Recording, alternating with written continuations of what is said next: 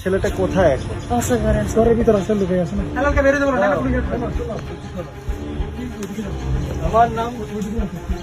আমার নাম ফারাজ করিম চৌধুরী। আপনারা নিশ্চয়ই আমাকে চিনেছেন।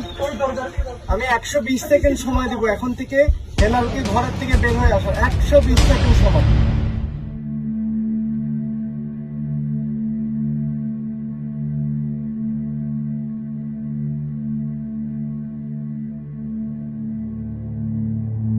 মেম্বার পরে লেগেছে নাকি মাকে নিয়ে ছেলেটা ঢুকেছে।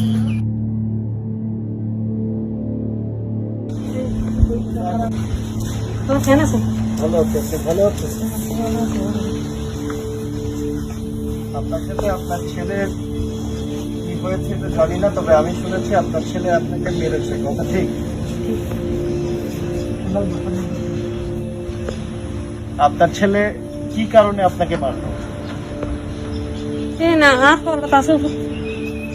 ছেলেটা কোথায় এখন? ঘরের ভিতরে আছে, লুকে আছে না।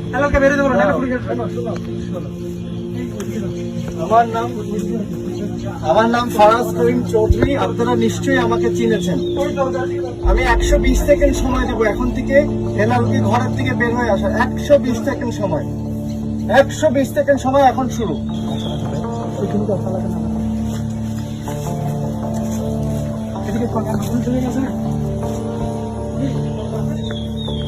ও বা এই পরিবারের সামনে কেউ যদি আপনার সাথে আর এক মুহূর্ত খারাপ আচরণ করে, এক মুহূর্ত খারাপ আচরণ করে, যে কোনো কেউ, হেলাল হোক, যদি আর এক মুহূর্ত খারাপ আচরণ করে, বাকিটা কিন্তু আমি এবার নিজের থেকে দেখব। কোন একটা মায়ের গায়ে আমাদের রাউটানে হাত তুলবে, এটা আমি কোনোদিনও হতে দেব না। আপনারা মা, আপনারা আমাদের শ্রদ্ধার জায়গায়। আমি বসবো না। আমি আপনার কাছে একটা ক্ষমাও চেয়ে নিলাম। আমারও খারাপ লাগছে যে এরকম একটা ঘটনা, এটা আমার শুনে আমার বুকে কষ্ট হয়েছে। আমি আপনার ছেলের মতন, আপনি আপনার ছেলেকে মাফ করে দেবেন। আপনার সাথে এই ধরনের ব্যবহার কোনো কেউ করবে না। আমি বুঝাতে পেরেছি আপনাকে মা। আর কোনো কিছু বলার নাই। আপনি অনেক কষ্ট করে দূরের থেকে আসছেন। আলাদা করে কিছু এখান থেকে ওনাকে খাওয়াবে না। উনি বাজার করে আনছে, দেখছে আমার কোনো ছেলে নেই।